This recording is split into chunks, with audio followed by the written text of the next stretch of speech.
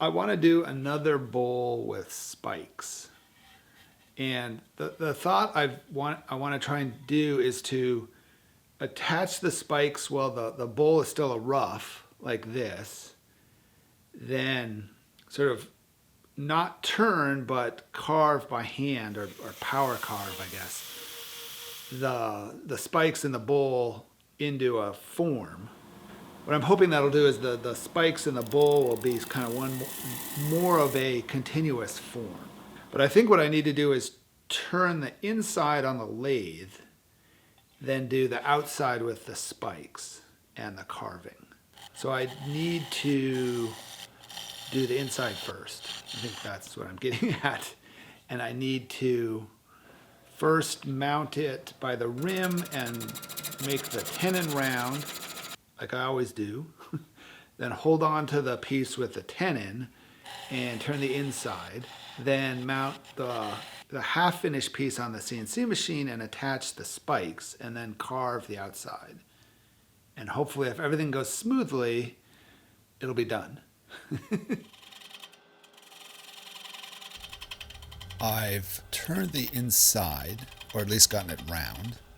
I wanted to get the rim round so that the face of the rim would be flat, or would be planar. So that would sit on the CNC table nicely.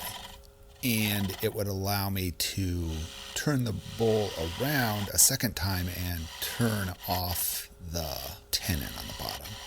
As I wasn't going to be able to put this back on the lathe, I wanted to get it sanded all the way through and finished, so the inside of the bowl is complete. I can turn it around. I didn't really have to cut the tenon off, but it seemed like it would make it a little bit easier on the lathe, as I would know where the curve of the outside of the bowl is. So now the bowl is done.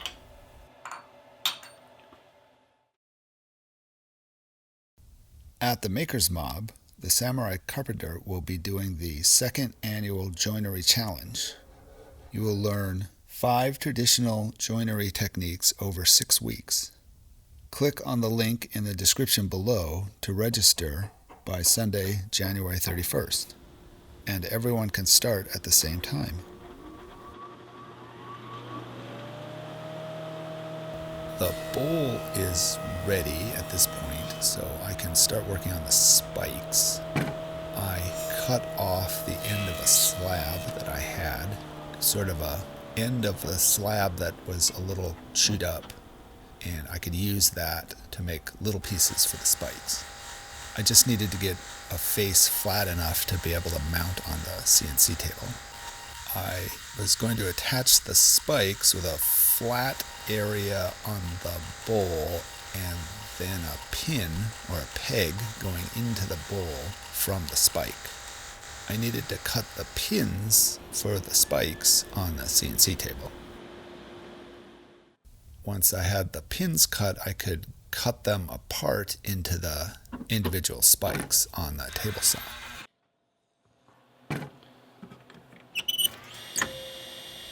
I sort of guessed at a length that would be useful. Then I could cut the pins apart, making each of the spikes.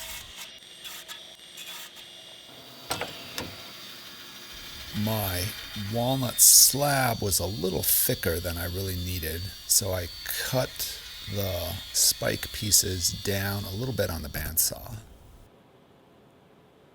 For laying out where the spikes were going to go, my vision was to have sort of a random pattern of spikes, but I knew if I did that, I would end up with spikes that were sort of close together and not spaced as evenly as I'd liked. I sort of wanted something random, but not too random. So I laid out 6 spikes around the rim, then 6 more spikes kind of in the middle of the bowl, and then 3 on the bottom that'll make a tripod for the bowl to sit on. I can mount the bowl on my vertical table, and I can cut the spot for each spike. And the idea was to cut a flat spot with a hole in the middle of it for the pin. So I cut a big circle, but because the bowl is a spherical shape, or a compound curve, I guess, that circle ended up being a flat spot, which I can then cut a smaller hole in the center of for the pin. Once I've cut each spot, I can rotate the bowl to the next location and cut the next flat spot and pin. And I just use the clamp in the center of the bowl to hold it in place, with some stops on 3 sides.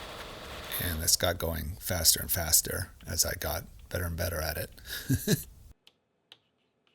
Once I did the spikes around the rim, I could do the next tier of spikes that go kind of through the middle of the bowl. So I rotated the table slightly, and I could do the same operation again, cutting and then rotating and cutting and rotating. And this got going fairly quickly. Once I was fairly comfortable with it, I combined the G-code of the flat spot and the hole so I could just run one sequence for each location, and it would just do the whole operation. So I wanted to kind of lay out the locations, but eyeball how it's done. So it's sort of laid out and spaced evenly, but it isn't too perfect. It's still a little bit random. I could test fit all of the spike blanks in the bowl. I had enough, luckily. I could glue the spikes in place. I could have almost gotten away without any clamps, as the pins were fairly tight. But I felt a little bit like I really should glue and clamp them in place, just to hold them nice and tight. The spikes around the rim, I could use the little clamps, and then the spikes in the middle, I had to use my cantilever clamps, as I have a little more reach. But they're heavier, so I had to do the spikes in pairs and sort of balance the piece as the glue dried. So as the glue dries, I needed to figure out a way to hold the bowl while I carve the outside. My clamp on the end of my work cart, I took off the wood in the clamp jaws, and I made a piece that was a little bit taller and would come up above the surface of the work table.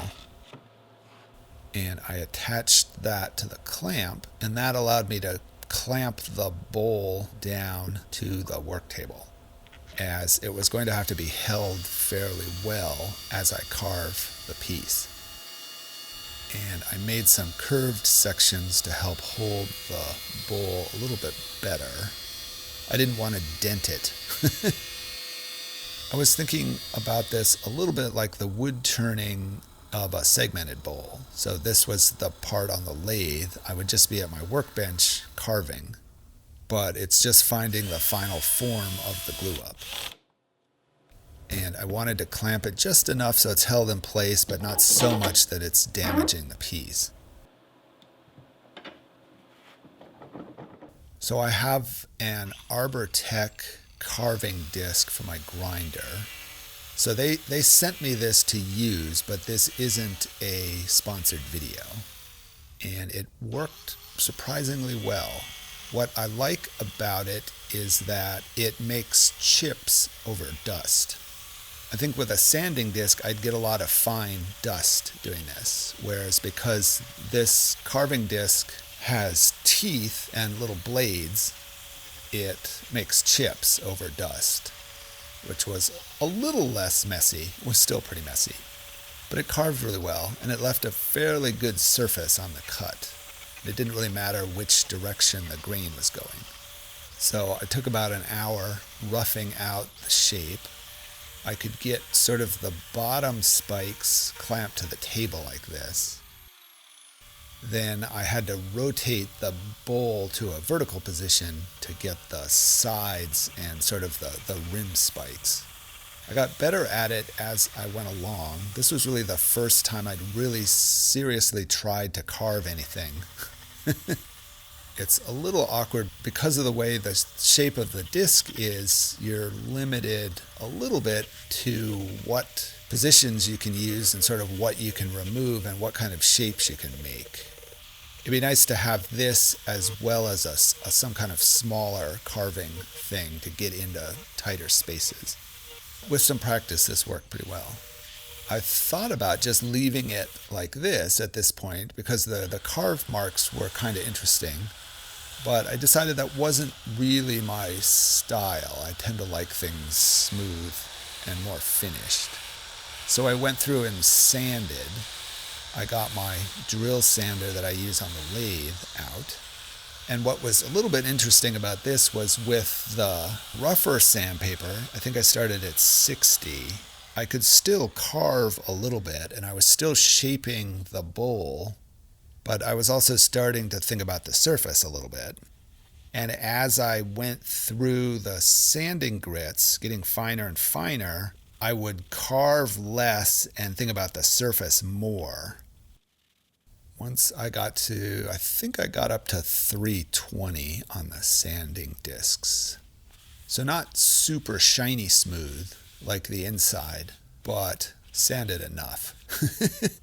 Then I put finish on, and then the spikes really popped, and it really started to look like something. It was at the point where I was sanding where I also was thinking about how it would have been nice to have made the joint between the spikes and the bowl a little more interesting.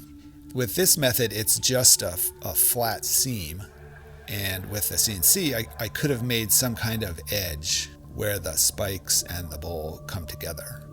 What I do really like and worked as well as I had hoped was that the form moves through that seam between the spikes and the bowl, so that the spikes aren't just stuck on the outside of a curved surface, and make a form that's more continuous, where the material change isn't dictated by the form. The form and the material are separate.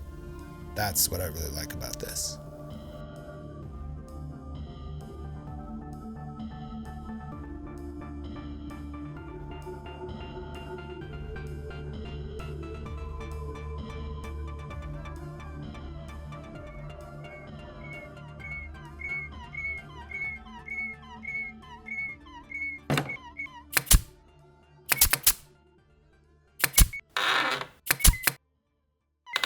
Thanks for watching.